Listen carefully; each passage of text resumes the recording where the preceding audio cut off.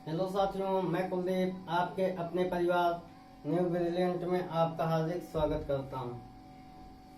इस समय मैं आपको हिंदी पढ़ा रहा हूं और हिंदी में हम लोग छंद टॉपिक खत्म कर चुके हैं। हिंदी में छंद टॉपिक खत्म हो गया है। छंद के बाद हम बात करते हैं, आपका समास पढ़ते हैं। समास की बात करें, हिंदी में क्या पढ़ेंगे बच्चों हम लोग? हिंदी में हम लोग अगला टॉपिक पढ़ेंगे और टॉपिक का नाम क्या है बच्चों? समास। समास। समास का मतलब क्या होता है? समास का मतलब होता है किन्हीं भी वस्तुओं को पास रखना। किन्हीं भी नए वस्तु जो बनते हैं वस्तुओं को, उनको समास। सम का मतलब होता है, सम का मतलब समान, और आस का मतलब होता है पास रखना। समझ गए बच्चों? इसकी डिफिनेशन क्या होती है? तो इसकी डिफिनेशन होती है शब्दों के सार्थक मेल को समास कहते हैं। क्या हुआ? शब्दों के सार्थक मेल को। क्या बच्चों? शब्दों के क्या होता है? शब्दों के सार्थक सार्थक मेल को क्या कहते हैं बच्चों?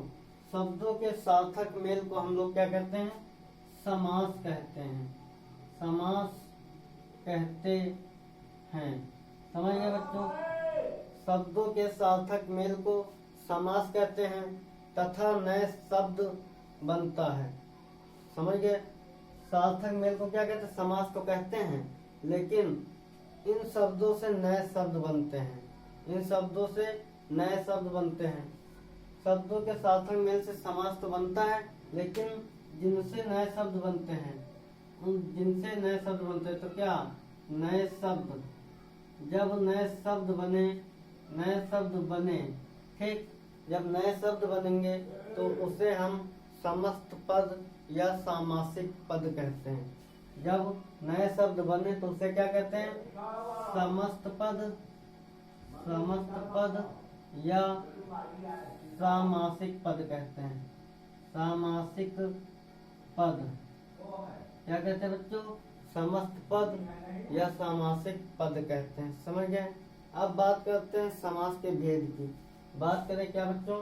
समास के भेद के, कि समास होते कितने प्रकार के हैं। तो यहाँ देखिएगा समास के भेद। समास के भेद, तो देखिएगा जो ये समास के भेद होते हैं, ये कुल कितने प्रकार के होते हैं बच्चों? समास के जो भेद होते हैं वो कितने प्रकार के होते हैं? तो समास के 6 भेद होते हैं। समास के कितने भेद बच्चों? 6 भेद होते हैं। और 6 भेद में देखिएगा, इसका एक फार्मूला है 6 भेदों का। अब तक दादा 6 समासा। क्या होता है बच्चों? अब, आ, व, अब तक, द और द। अब तक दादा कितने होते हैं? 6 समासा होते कि नहीं? अब तक दादा 6 समासा ना। आ का मतलब होता है अव्ययभाव समास, ब का मतलब बहुव्रीहि, ता का मतलब तत्पुरुष समास, का का मतलब कर्मधारय समास, का मतलब कर्मधारय समास होगा ना बच्चों। उसके बाद द से हो जाएगा हमारा द्विगु समास, और द से हमारा क्या हो जाएगा? द्वंद्व समास। समझ गए? ये तो हमारा एक फार्मूला है याद करने का। अब तक दादा 6 समासा। समझ गए बच्चों? तो देखिएगा, आ का मतलब क्या होता है हमारा? अव्यय भाव समास। क्या होगा बच्चों? अव्यय भाव समास होता है हमारा। होता नहीं बच्चों? बा का मतलब होता है बहुव्रीहि समास। बहुव्रीहि समास। समझ गए बच्चों? ता का मतलब होता है तत्पुरुष समास। क्या होता है? तत्पुरुष समास। का मतलब होता है कर्मधारय समास। कर्मधारय समास होता नहीं बच्चों? होता है ना? ओके बच्चों। फिर इसका मतलब होता है द्विगु समास। और फिर इसका मतलब होता है हमारा द्वंद्व समास। समझ गए बच्चों? द्वंद्व समास। अब इसकी इसकी डिफिनेशन देख लीजिएगा। जो हमारा अव्ययी भाव समास होता है, जो हमारा अव्ययी भाव समास होता है, अव्ययी भाव समास में हमारा पूर्व पद प्रधान होता है, पूर्व पद प्रधान होता है। देखिए इसमें दो पद होते हैं, एक पूर्व पद, एक उत्तर पद। पूर्व का मतलब होता है पहले वाला पद, उत्तर का मतलब होता है बाद वाला पद। समझे बच्चों?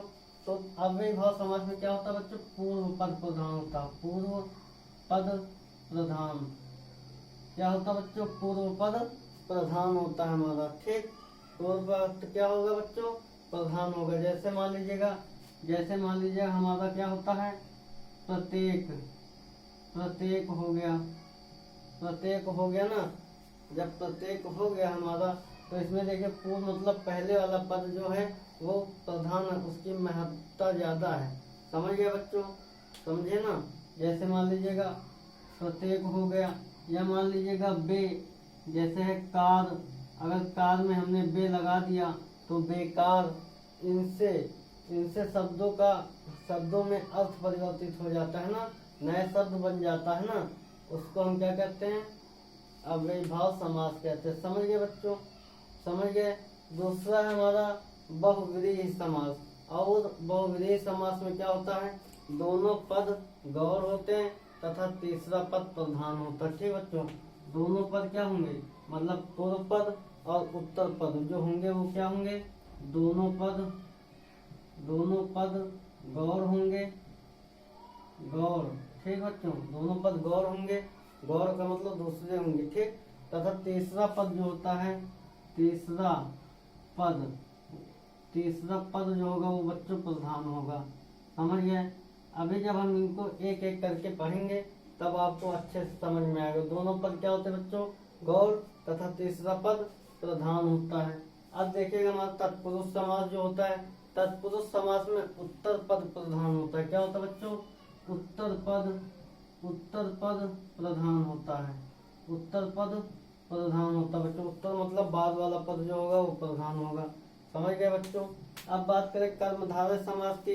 कर्मधारय समास में पूर्व पद विशेषण तथा उत्तर पद विशेष से होता है। क्या होता है बच्चों? पूर्व पद विशेषण होता है। पूर्व पद क्या होता है बच्चों? विशेषण होता है। तथा उत्तर पद क्या होता है? उत्तर पद विशेष से होता है बच्चों। उत्तर पद क्या होता है बच्चों? विशेष से होता है। समझ गए?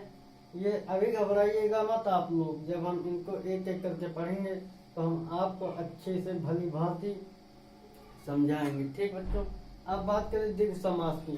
तो द्विगु समास में क्या होता है? तो द्विगु समास में पूर्व पद जो होता है हमारा संख्यावाची होता है बच्चों। क्या होगा? पूर्व पद संख्यावाची होगा, संख्यावाची। क्या होगा बच्चों? पूर्व पद संख्यावाची होगा तथा अर्थ से समूहवाची होगा। पूर्व पद तो संख्यावाची होगा, लेकिन उसका जब अर्थ करेंगे ना तो अर्थ से क्या होगा? अर्थ से समूहवाची, समूहवाची होगा। पूर्व पद संख्यावाची तो होगा, संख्या में आएंगे, लेकिन जब अर्थ निकालेंगे तो वो हमारा समूह बनाएगा और उसको हम क्या कहेंगे? समूहवाचक कहेंगे, समूहवाची कहेंगे। बात करें द्वंद्व समास की। तो द्वंद्व समास जो होता है इसमें दोनों पद प्रधान होते हैं तथा एक दूसरे के पूरक होते हैं। दोनों पद क्या होते हैं बच्चों? प्रधान होते हैं। दोनों पद प्रधान तो होते हैं, लेकिन एक दूसरे के पूरक मतलब एक दूसरे के ऊपर डिपेंड होते हैं। तो क्या होगा? एक दूसरे के पूरक होते हैं। दोनों पद प्रधान तो होते हैं लेकिन एक दूसरे के पूरक होते हैं। समझ गए बच्चों? एक दूसरे के पूरक हो गए। चिंता न करिएगा आप लोग, चिंता न करिएगा आप लोग। जब हम इनको एक एक करके एक एक समास पढ़ेंगे तो आप लोगों को अच्छे से भली बात समझ में आ जाएगा। अब हम बात करते हैं अव्ययी भाव समास की। बात करते हैं पहला हमारा अव्ययी भाव समास की बात करें। ओके दोस्तों,